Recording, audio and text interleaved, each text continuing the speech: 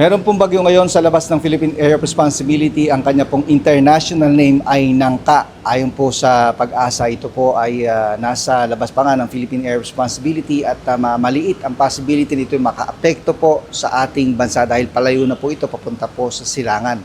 Sa ngayon po yung habagat o southwest monsoon nakakaapekto sa malaking bahagi po ng Luzon. So expect po natin magkakaroon tayo ng mga pag-ulan. Lalo na po sa area po ng Zambales at Bataan, meron po tayong yellow rainfall warning po dyan sa lugar na yan na maaari po magdulot dyan ng katamtaman hanggang sa malakas na mga pag-ulan.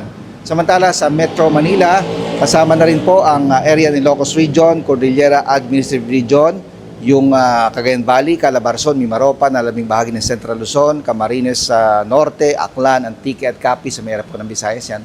Makakaranas po tayo ng kalat-kalat na mga pag-ulan.